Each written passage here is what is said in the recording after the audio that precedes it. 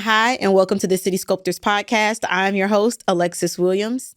I am also the Director of Operations for 12th Street Heritage Development Corporation. But for the past 4 years, I have been immersed in the real estate and development world. That journey led me to this podcast, the City Sculptors. Here, we take a look behind the curtain and we talk to business owners, city leaders, construction workers, realtors, and developers, and we see what does this world really look like and how a city is shaped. So if you've ever wondered what she does seems kind of fun, or hey, I want to make a difference in my community and be a city leader, listen and subscribe and hit like, because here, me, you, and anybody listening can be a city sculptor.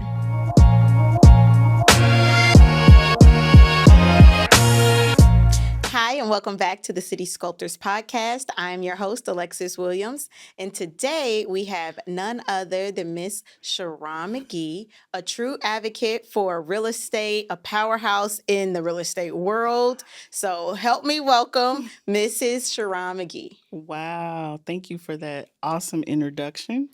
I'm really happy to be here. So thank you. That was an awesome introduction. Thank you for being here. I really appreciate it. So I have that you've helped close over 150 transactions, over $22 million in real estate.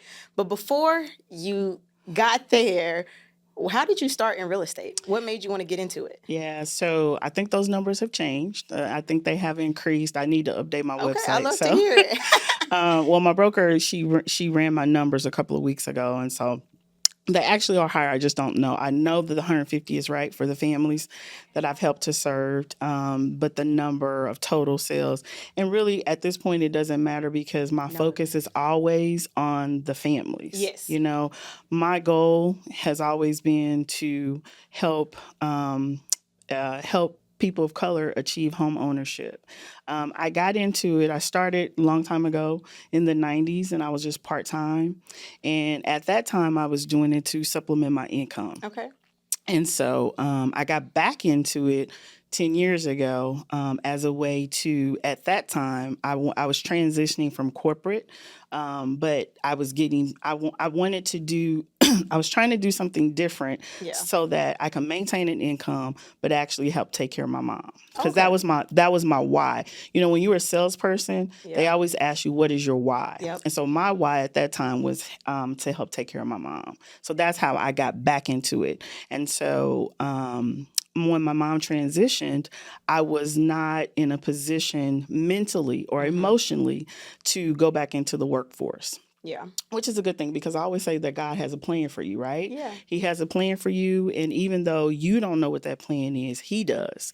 And so I had a conversation with my husband and I said, listen, if I go back to work, I'm gonna get fired because I was cuckoo for Cocoa Puffs at that time. Self-awareness is key. You know, and I was grieving, you know, and grief is real. Grief is real. And so it attacks you at different times and you just don't know. And so at that time I was being attacked and I was being attacked all over the place. So I just asked my husband, I said, listen, can you allow me to try this real estate thing for 1 year all in, which I had never done before, you know, because I was always a dual agent. Mm-hmm. And so I wanted to try it that way. And I said, and if I don't make those numbers that I'm looking and that I'm used to doing, then I'll go back into the workforce. Well, my husband, who is a great guy, right? Great guy, and always supports all my craziness. He said, sure. And here we are 10 years later, and I've never looked back. I love that. And sometimes things just work out. And you can't explain why. So, you know, I like that you just followed your journey. So we happen to be at the same brokerage. Yes, we are. We do. And love our brokerage. Tell me how important that is as far as a realtor, maybe somebody who wants to become a realtor. How important is the brokerage you choose? It's very, very important. When I got back into it, I actually went with a big box brokerage. Again, because they teach you go by the name. Yeah. So I went by the name, but I also went for the training. Even though, as I said, I had done this before, when I got back into it, the rules and everything, the whole game had changed. Yeah. And so I had to have the mindset, I'm brand new, right? Don't come into this thinking, how you thought before. So I erased everything that I had been taught and learned before so that I could really learn this thing the right way. And so I was trained very well at the unnamed brokerage. Yes. But after 8 years, I was at a crossroads.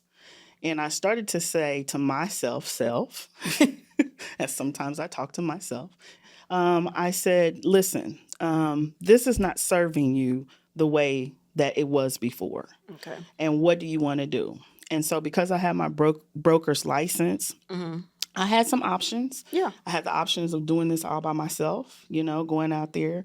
I had the option of looking at some other places. And there was a wonderful, wonderful lady that I was admiring from afar. And she and I had been trying to co-op together. And, as deals do, they don't work out. But we kind of stayed in contact via text. We had never met before. Okay. Never.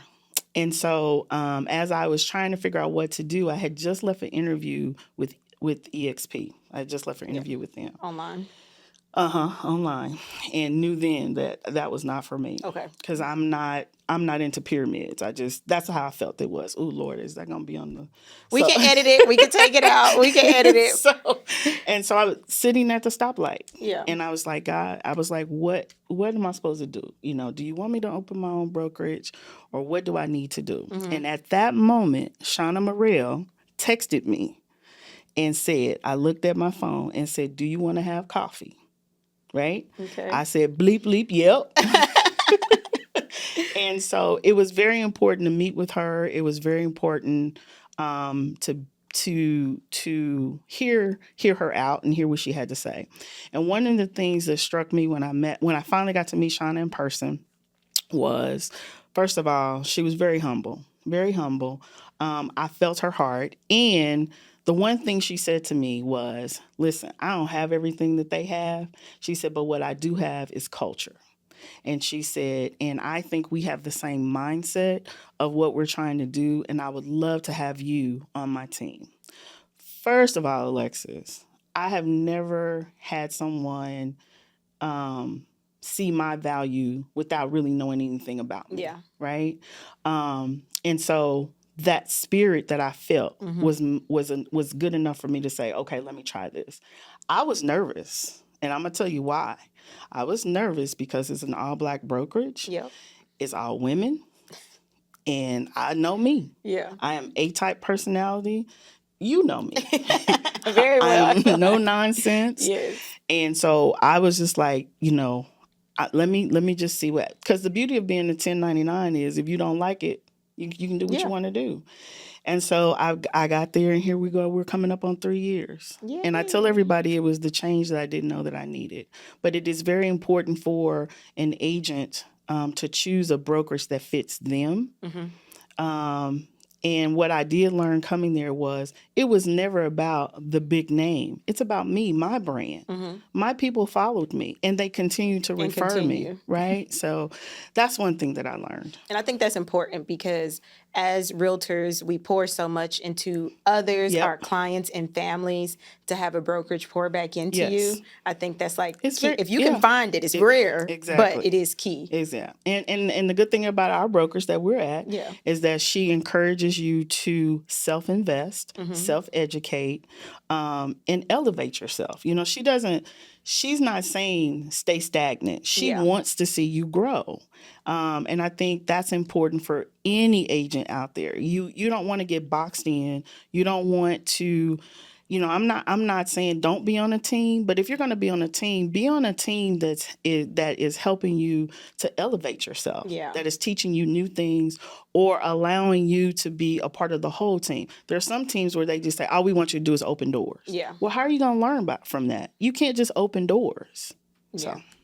So teams, I'm not on a team, but you've been a mentor for me. So I want to know how, if you're not on a team or if you're looking to get into real estate, realtors. How do you find that mentor, and how do you go about that, choosing that fit? Because not only do you need a good brokerage, you also need a good mentor in this world. So do you have a mentor? I do. Okay. I do. I actually have a couple of them. How did you meet yours? So the mentor that I had when I was at the other brokerage, they assigned to you. Okay.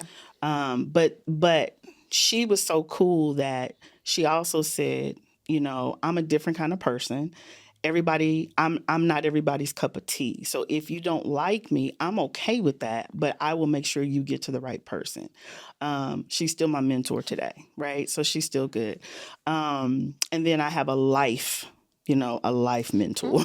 And I have to. That's different. I have to because I'm crazy. But I literally have to because my mind never rests. Yeah. And so I literally don't sleep, and so I'm like in different directions. I feel like that's entrepreneurs. Yeah. And so because of that, the life mentor is the person that I can balance. Okay. I can say, here's what I'm thinking. Here's what I want to do, because I honestly used to think something was wrong with me because I'm at a desk, I'm sitting.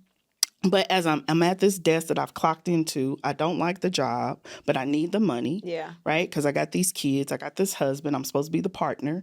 And my mind, I wanted to do all these different things. Well, then I achieve some of these things, and then I need more. Yeah. Right? I'm always trying to feed my soul. And so I literally told this person, I said, I think something is wrong with me, because to me, I felt like I was never satisfied. And she said, no, that's not what's going on with you. She was like, you need self-satisfaction. And once it's like bad analogy, but it's like the first high that you get, you're always chasing the next high because you want that same feeling again. I don't know either. We wouldn't know, but I understand. That was the analogy that she gave me. And so I'm always chasing so that I can get to that next level and feel that feeling that I felt that first time. That first time. But as I age, what I'm also learning is that success is always not that bank account, that money and all of that. I just need peace. Yeah. Right. I'm looking for my peace. I'm looking for my financial freedom. And just, it's starting to calm now for me. And so as long as I have that calmness around me, then I feel like I've achieved what I have went through all this time to do. Okay. That's good. Okay. Well, 2 mentors. I'm going to have to look into the life mentor because I know we always say like, oh, well, who's your work mentor? How did you get into this career? But a life mentor that can actually just kind of balance you out. I'm very much the same. I think that's why we get along so well. Yeah. The instant gratification of it. Yes. You want to see the work that you put in. You want to see the result that you get out. Yeah. And I do feel like real estate is that career. And it really is for me. Yeah. And it's not for everybody, and that's okay. But for me, it is doing what I needed to do. Yeah. Right. And then I think part of the question that you asked is how did, like I said, I didn't choose her, but I stayed with her because it rocked with me. The way you and I, we gel, we were standoffish for a minute. Yeah. we was eyeing each other, and we have the same personality. Personality. And then once we started talking, we realized that we did have a lot in common, that we had the same personality. And then when you start asking me questions, I felt like I could help you, right? And then when you were open to it, then we started our mentor-mentee relationship. And I feel like that's important. I try to tell people all the time, like, when you see somebody kind of like stone-faced, because I definitely have that, sometimes it's a defense mechanism. Yes. It is not always. It's not. They're not mean. Sometimes they don't mean it. But as soon as you walk up and say hi, if you see a smile on their face, because I'm that person. Now, if somebody just, gives you the cold shoulder, that's one thing. But it is so important to, sometimes just kind of break down those walls. And it took a minute. We didn't necessarily hop right in. I think it took a couple of months. It did. But it was genuine connection once we, and so. Yeah. And I'm a true believer in creating organic relationships. Yeah. I don't jeff with people. That's not me.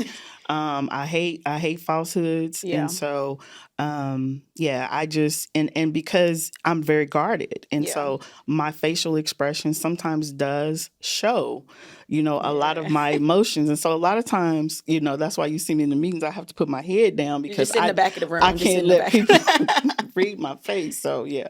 Yeah. So Now that, we've kind of gotten started on your journey, and the people that have helped, your brand is Luxury Reimagined. Yes.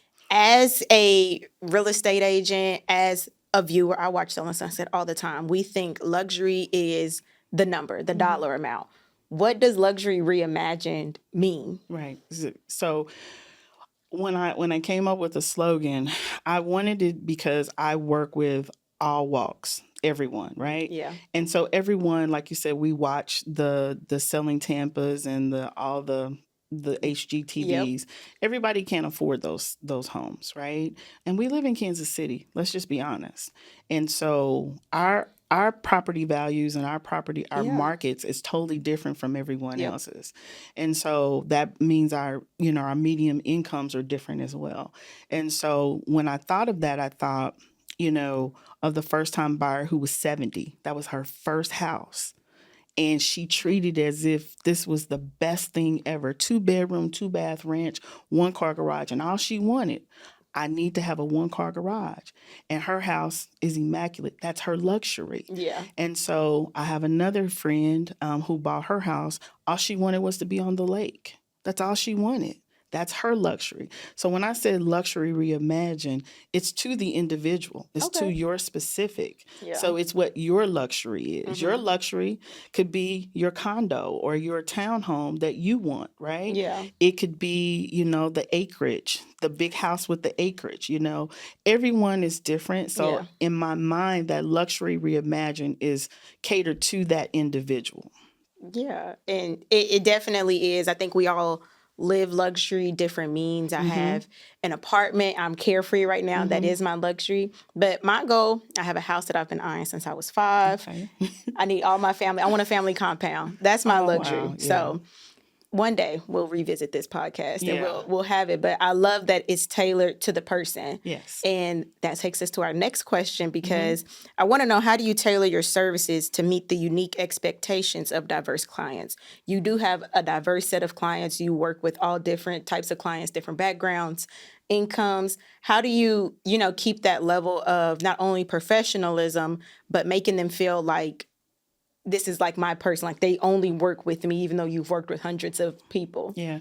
I think for me, it comes from years of experience. So when I started in sales, I started in radio. Okay. And so I was an ad salesperson, and they gave you a phone book and said, have at it. This is your world, right? And so being at 101 The Fox, the only person of color, at a country and rock and roll, because we had 4. Okay. So we had country radio station, rock and roll, smooth jazz, and then classic, right? I'm the only color, the only person of color, right? And so I had to figure out how to be able to go get sales, right? But also make people feel comfortable in working with me. And that's where I learned to be the chameleon and be able to adjust, pivot. But then once I started to graduate to each level of sales that I was doing, I attributed to more of that old cliche saying of treat people the way you want to be treated. Yes. And so I'm not the fast talking car salesman. Yeah. I'm none of that. I don't rush you, These are your coins that you're spending. And it's a lot. And it's a lot. And this is your investment. And my goal is to make sure that you're happy with that investment, because life changes and I want you to come back to me. So when you downsize, when you increase in size, when you have more kids, or your kids have kids, I want them to be able to say, well, don't forget my realtor, Sharonne McGee. And so I just, want to make sure that I listen to people. I hear what they say. I'm not intrusive. I always tell people that I'm not going to get into, because people get worried about, especially if they know you, they get worried about you knowing their finances or you. And I'm like, no, that's not my lane. However, I will come in if you invite me into that, meaning that what if you call me and say, well, the lender says that I have to write an explanation letter about XYZ and I don't know what to do. Well, you've just invited me in. Yeah. Now I can help you and I can assist you and I can tell you what to say, how to say it, how to do it, how to complete the letter so that we can get to the next phase of getting to your key, me being able to give you your keys. And so they appreciate that, right? Yeah. They also appreciate that, you know, in the world prior to NDAs, I don't tell your business. I have sold several members in my church homes, but that's not my story to tell. Yeah. That's their story to tell. So I'm a very confidential person, and it could be because I'm a deacon's wife, because he doesn't talk and I don't either. Actually, he talks a little bit more than me, but I just try to make sure that I hold your information at the vest and allow you to be able to share your story. And people, in the end, I think they appreciate all of that from me being a true marketing partner and a listener. I help you, and in the end, at the end of the transaction, the goal is that they want you to come over, or they say, "Oh, I hate that this is going to end." You know, I had one client that I couldn't wait to get rid of, right? And I hated that feeling, Alexis. I did. I really hated that feeling because I'd never felt it before. Everyone else was nice, calm. I get closing gifts, you know, when I know I've done a great job when I get closing gifts. So, but yeah, just treating people the way you want to be treated. And I think for me, that's how I walk into it. And everybody to me is individual. No two people are the same. You know, no likes are the same. Yeah. No likes are the same. So that's good. So how can home ownership, because you just spoke about, you know, how you make the homeowners feel welcomed or potential homeowners. Our podcast is called the City Sculptors. So once they, you know, purchase that home, how can home ownership be a form of community empowerment and civic engagement? That's a good question. That's a really good question. In my opinion, I think the more opportunities that we can create for home ownership, and the more that families see that their loved ones are homeowners, I think that's the impact within itself. And I say that because when I was growing up, I didn't see homeowners. I saw renters. I saw Section 8. At the time, the projects was called, there go my mind again, but yeah, you know what I'm talking about down here. Minor, thank you. Minor Park. So I didn't know what home ownership was, right? And so I think the more opportunities that can be created within families and the more education that is given to these families, then they continue to pass it down. Because as a parent, your goal is to what? You want to leave. You want your kids to do better than what you had or what you do.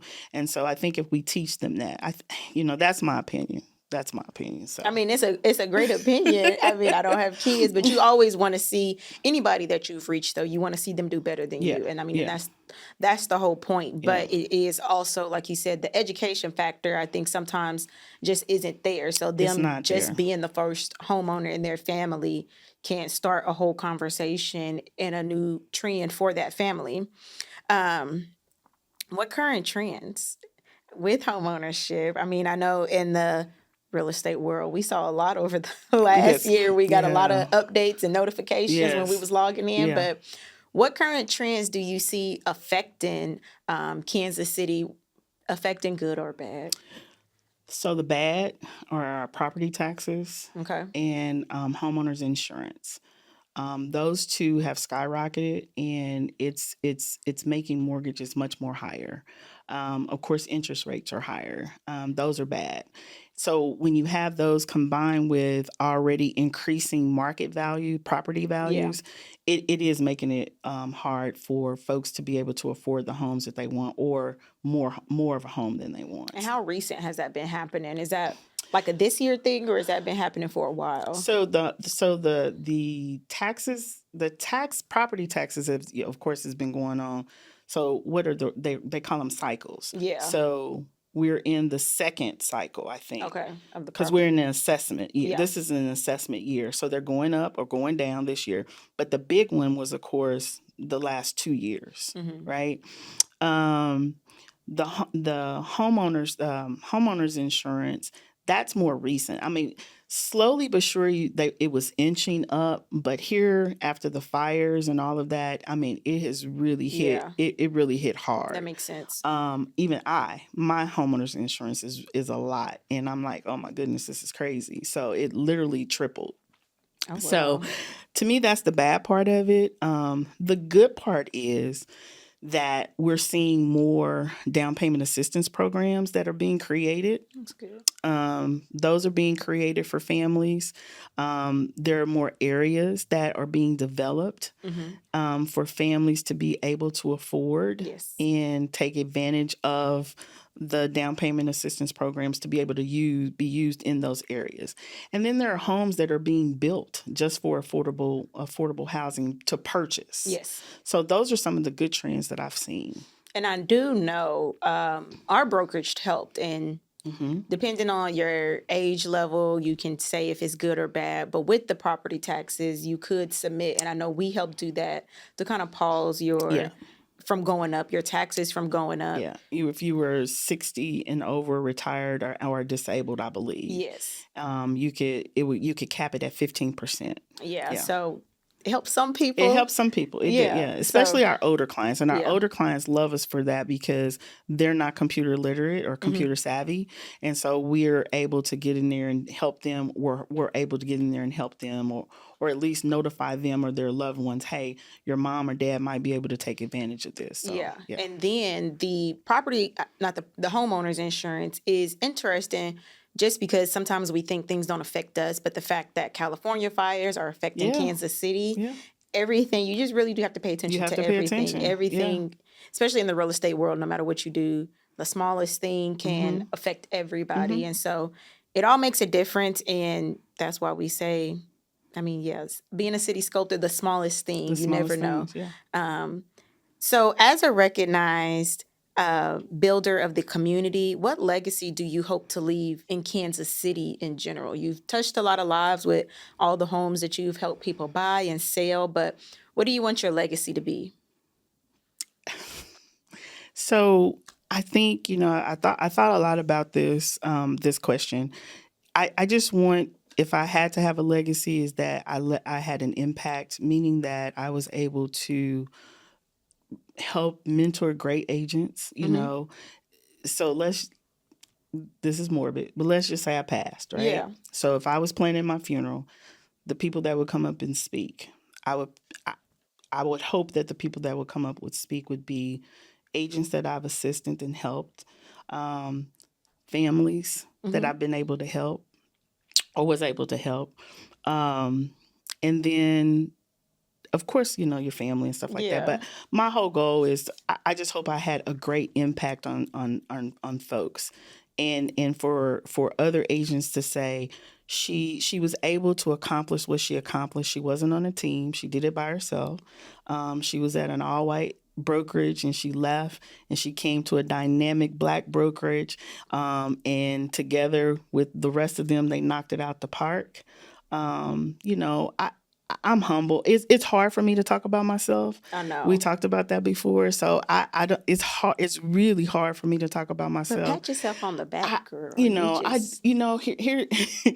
As long as them kids that I got do well and they don't get arrested and don't go to jail and them grandbabies, I'm happy. Right. And so for me, I literally, I know that I've done a lot. I know that I probably blazed a few trails, but it's so hard to talk about it because that's just I move in silence. So it's just I'm usually in the background. You and I name one. Oh Lord, yeah, go ahead. I have one that this year you were named the 2025 Kansas City 5-star award winner. Oh wow! So just thinking about that and everything, and that you has said. to do with sales. That has to do with a combination of volume sales and volume of sales and the number of families. So again, I'm helping people. Yeah. As long as I stay true to what I'm doing, I do have that.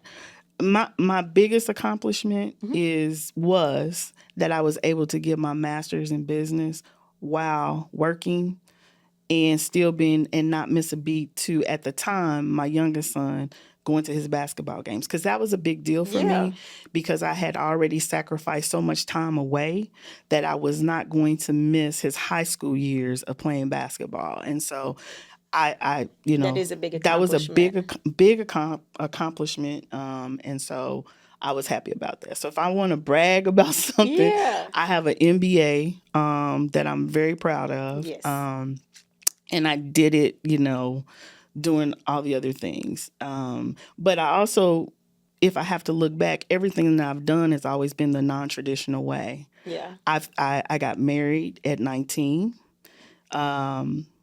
and moved away, had a baby, came back, went back to school, okay, worked full time, had this little baby, and had a second baby, completed my undergraduate degree. Okay. Worked up the ranks, went back to school. So everything I've done has always been the hard way. Yeah. I always choose the hard way because I chose love. I chose love. I didn't do things the normal way. I never do things the normal way. So anyway, I know that's probably not the answer that you wanted. It's just hard for me to talk about myself. It's to the person, but I told you we are going to talk about you. That's the whole point of the podcast is to talk about you. I know. I don't want to disappoint you either. No. But it's good for our viewers and listeners to kind of know, there's no traditional route when it comes to this world or to being a city sculptor. Really, you don't have to have a certain background. At any moment in time, you can choose that you want to choose a different path, a different destiny. And so I think it's important that you kind of speak about, sometimes love works. You and your husband have been together and it worked out and you went back. I can have the opposite stories. Yeah. But I choose business. Yeah. But, there is no straight path that you have to take. So I think that's important for our viewers and listeners. So and I don't recommend that path for everybody. I had to do what was right for me. Yeah. So I say all the time, he chased me and wore me out, and that was it. Period, girl. But so we'll be celebrating 38 years in next month. So, and we had to remember because we kept going back and forth. So we had to remember how long we've been married. But so it works, it works. Yeah, it works. We make it work. So we choose to make it work. And that's in anything in life. Yeah. That's in anything. So City Sculptors Podcast, any advice for our listeners or viewers who may be thinking about becoming a city sculptor and how they can be? Any final thoughts? So, can I say a final thought about you? Okay. Let me hear it. So, my final thought for the City Sculptors audience would be that I just want to tell you about Alexis Williams. So, as she said, when I met her, she was straight faced, and she 3 years ago, straight face, young thing, and wide eyed, bushy tail, but yet was reserved. In these 3 years, this young lady has sold, she's developing, and now she's COO.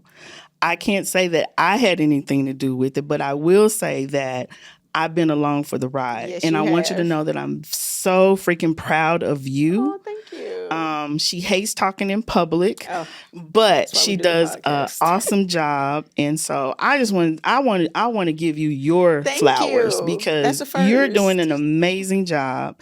And so your dad had it right when he said, my daughter is going to take over. And take over is what you're doing. So you keep up the good work. Thank you. Thank you. So to all of our listeners, I think, I don't know what to say after that. I mean, we can end it right here, honestly. But neither one of us chose the traditional path. And I think we've talked about a few careers if you go back and listen in previous episodes. But if you're not sure and you are somebody that likes the instant gratification of seeing what you do, if you may need a mentor, but you're strong-minded like us and you kind of want your own brand and your own personality and entrepreneur, look into real estate. It's been a perfect career for me. Amazing career for you. Amazing for me. To say amazing. Yeah. And, if you're with a different real estate company and you're at a crossroads like I was, give Shauna a call at Morrell Homes Real Estate Group. She's our broker. She's our fearless broker. She'll be happy to talk with you, happy to bring you in the fold. And we would love to talk with you. Yeah. And we might even smile at you on your first day. On the first day. But we want to thank you for listening to the City Sculptors Podcast. I am your host, Alexis Williams. I'm Sharonne McGee. Thank you and have a great day. Thank you. Thank you for watching this episode of the City Sculptors. If you've ever thought about how our city shaped or thinking about a new career path, this podcast is for you. We upload every second and fourth Monday. I'm your host, Alexis Williams, and this is the City Sculptors Podcast.